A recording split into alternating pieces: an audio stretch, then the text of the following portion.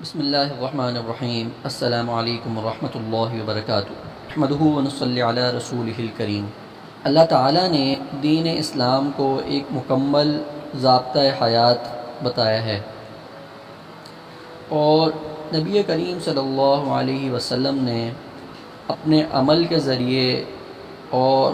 قرآن کی آیات کے ذریعے ہمیں یہ تمام معلومات ہم تک پہنچائی ہیں۔ لیکن آج کل ہم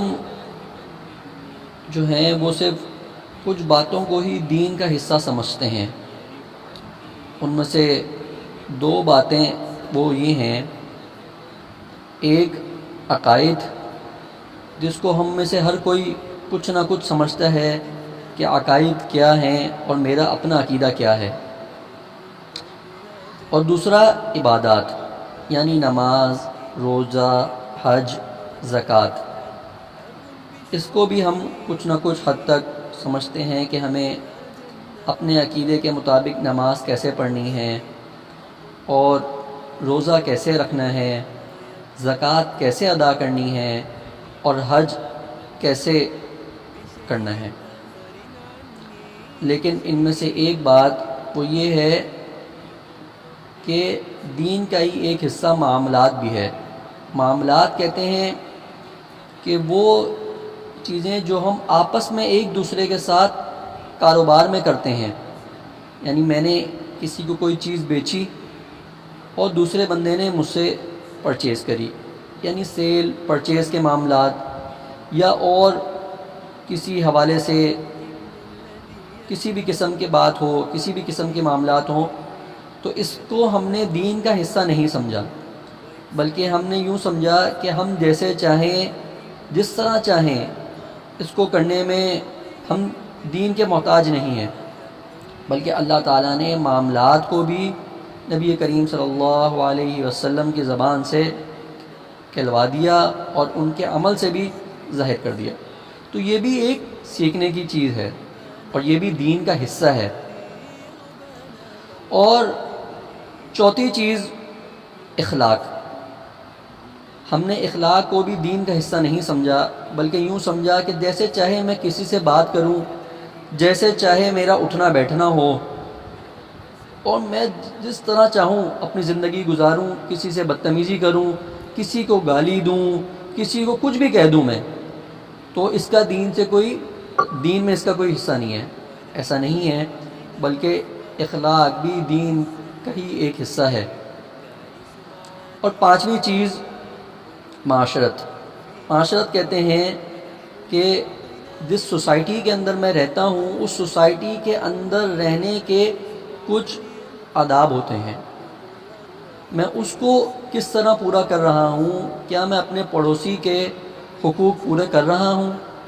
کیا میں اپنے آفس کے اندر جب جاتا ہوں تو وہاں پہ جو میرے کولیگس ہیں، کیا میں ان کے حقوق پورا کر رہا ہوں، یا ان کے حقوق پورے کر رہی ہوں؟ یا میں اپنے گھر کے اندر اگر رہتا ہوں یا رہتی ہوں تو اس گھر کے اندر زیادہ فیملیز ہیں، یا زیادہ گھرانہ ہمارا بڑا ہے، اس کے اندر فیملیز زیادہ رہتی ہیں، تو ہم آپس میں ایک دوسرے کے خیال کر رہے ہیں یا نہیں کر رہے؟ تو یہ معاشرت ہے ساری۔ تو شروع میں جو میں نے آپ کو دو باتیں بتائیں، عقائد اور عبادات، اس کو تو ہم نے کچھ نہ کچھ دین کا حصہ سمجھا ہے، لیکن بعد کی جو میں نے آپ کو تین باتیں بتائیں، اس کو ہم نے الا ماشاء اللہ دین کا حصہ نہیں سمجھا، بلکہ ہم یوں سمجھتے ہیں کہ جیسے ہم چاہیں گے ویسے ہم زندگی گزاریں گے، اور اللہ تعالی ہم سے اس کے بارے میں کوئی سوال نہیں کریں گے۔ تو انشاءاللہ ایک سیریز شروع کر رہے ہیں، جس کے اندر آخر سے شروع کریں گے، جس کے اندر پہلے نمبر پہ ہم رکھیں گے معاشرت، یعنی سوسائٹی کے اندر جس طرح سے ہمیں رہنا ہے، ہمارا رہن سہن کیسا ہونا چاہیے، اس کو ہم سیکھیں گے۔ آج ہم کہتے ہیں کہ جو انگریز ہیں وہ اچھے ہیں، وہ اس طرح سے کام کرتے ہیں، اور ان کے اندر فلاں فلاں اچھائیاں موجود ہیں، لیکن وہ اچھائیاں ان کے اندر آئیں کیسے؟ یہ اچھائیاں تو میرے اندر بھی آ سکتی ہیں۔ تو اس کی مثالیں میں آپ کو کچھ دیتا ہوں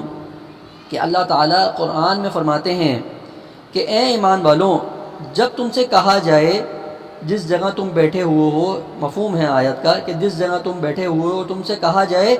کہ جگہ تھوڑی سی کھلی کھلی کر دو، یعنی جہاں تم ایک مجلس میں بیٹھے ہوئے ہو، ایک روم میں بیٹھے ہوئے ہو اور وہاں پہ تمہاری کوئی دعوت چل رہی ہے، تم وہاں بیٹھے ہوئے ہو اور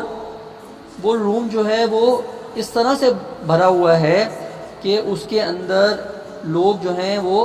ایسے بیٹھے ہوئے ہیں کہ اگر تھوڑا سا قریب قریب ہو جائیں، تھوڑی سی جگہ بنائیں تو اور پیچھے آنے والوں کے لیے جگہ بن جائے گی۔ تو اللہ تعالیٰ قرآن میں فرماتے ہیں جس کا مفہوم ہے کہ جب تم سے کہا جائے کہ مجلس کے اندر تھوڑی جگہ کر دو تو جگہ کر دیا کرو۔ دیکھیں اب اللہ تعالیٰ قرآن میں یہ بات فرما رہے ہیں، یہ ایک معاشرت کا حصہ ہے، یہ ہمیں اپنی سوسائٹی کے اندر اس بات کو لانا ہے کہ ہم جب آپس میں کسی گیدرنگ کے اندر جمع ہوں تو کوئی گیٹ ٹو گیدر ہو تو ہم ایسا نہ کریں کہ جو شروع میں آ گئے وہ یوں سمجھے کہ ہم جلدی آ گئے ہیں تو اب ہم جیسے چاہیں ویسے بیٹھیں، جیسا چاہیں ویسے کھا لیں، بلکہ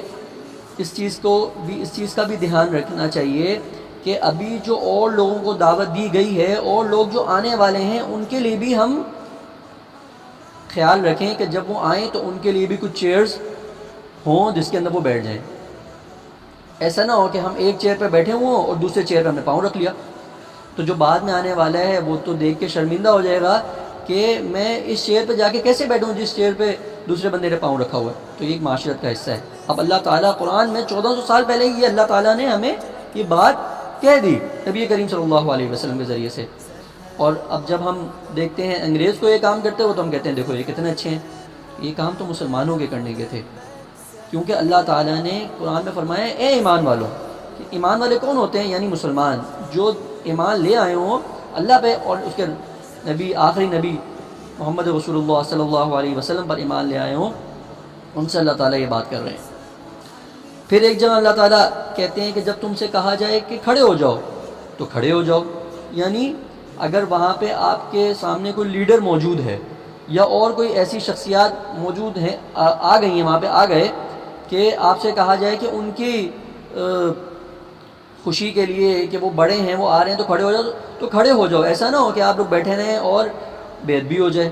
کہ کچھ لوگ ہوتے ہیں وہ چاہتے ہیں کہ ان کے لیے کھڑا ہوا جائے تو ان کو ایک عزت والا معاملہ لگتا ہے۔ تو دوسری بات اللہ تعالیٰ نے یہ فرمائی، ایک جگہ پہ اللہ تعالیٰ نے فرمایا نبی کریم صلی اللہ علیہ وسلم کے ذریعے سے کہ اگر تم کسی ایک ایسے گھر میں جانا چاہ رہے ہو، بے شک وہ گھر ایسا ہے کہ جس کے اندر کوئی بھی عورت یا کوئی خواتین نہیں ہے اور اس کے اندر صرف اور صرف مرد رہتے ہیں، یا کوئی ایسی جگہیں اس کے اندر صرف مرد ہی ہیں، تو اس وقت نہ جاؤ اس گھر کے اندر یا اس کمرے میں یا اس جگہ پہ یا اس آفس کے اندر جس ٹائم پہ ان کا کوئی آرام کا وقت ہو، کہ آپ اس کے آرام کے وقت میں چلے گئے اور آپ نے جا کے بیل بجا دی یا آپ نے جا کے دروازہ کھٹکا دیا کہ اب ان کے آرام کا وقت تھا اور آپ ایسے ٹائم پہ آ گئے کہ ان کو ڈسٹرب کر دیا، تو یہ معاشرت کا حصہ ہے۔ تو ایسے ہی موضوعات کے اوپر جو ہے وہ بات ہوگی، پوری ایک سیریز بنائیں گے انشاءاللہ، اور کوشش کی جائے گی کہ روزانہ ایک لیکچر چھوٹا سا کلپ اپلوڈ کر دیا جائے، کیونکہ اگر ہم زیادہ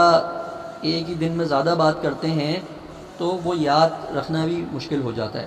تو کوشش کی جائے گی کہ ایک دو باتیں روزانہ معاشرت کے اوپر، سوسائٹی کے اوپر کر لی جائیں تاکہ وہ یاد کرنا بھی آسان ہو اور فوراً ہم اس کے اوپر امپلیمنٹ کرنا شروع کر دیں، کہ جو چیز ہم آج سیکھیں ہم آج سے ہی اس کے اوپر عمل شروع کر دیں، کیونکہ اب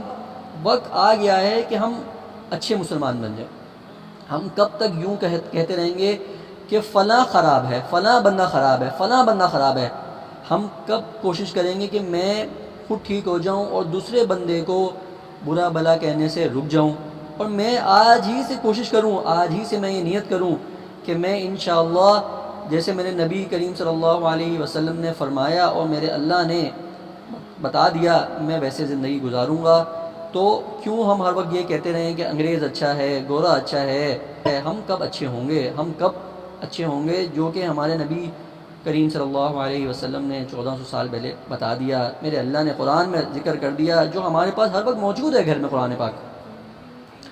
آج سے ہی میں نیت کرتا ہوں انشاءاللہ کہ میں آج سے میں کوشش کرتا ہوں کہ میں انشاءاللہ ٹھیک ہو جاؤں گا.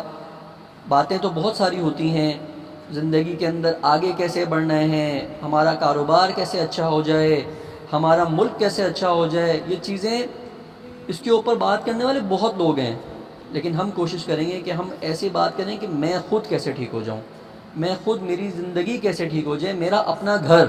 میں اپنے گھر کو کیسے ٹھیک کروں. اور آج سے ہی میں نے اپنے گھر کے ٹھیک کرنے کی، اپنے گھر کی اصلاح کی فکر کرنی ہے. جب میرا گھر ٹھیک ہونا شروع ہوگا تو انشاءاللہ میرا پورا ملک ٹھیک ہو جائے گا اور میری پوری امت ٹھیک ہو جائے گی. اور جب ہم سب ٹھیک ہو جائیں گے تو اللہ تعالیٰ کی مدد اور نصرت بھی پھر ہمارے لیے ہی آئے گی. آج میرے لیے اللہ کی مدد اور نصرت کیوں نہیں آ رہی؟ کیونکہ میں جو اللہ تعالیٰ نے قرآن میں فرمایا اور میرے نبی نے جو بات کہہ دی، میں اس پہ عمل نہیں کر رہا یا میں اس پہ عمل نہیں کر رہی. لیکن آج سے میں تہیہ کرتا ہوں کہ یا اللہ مجھے جو باتیں کہی جائیں اللہ تعالیٰ مجھے اس پہ عمل کرنے کی توفیق عطا فرمائیں. وآخر دعوانا الحمدللہ رب العالمین.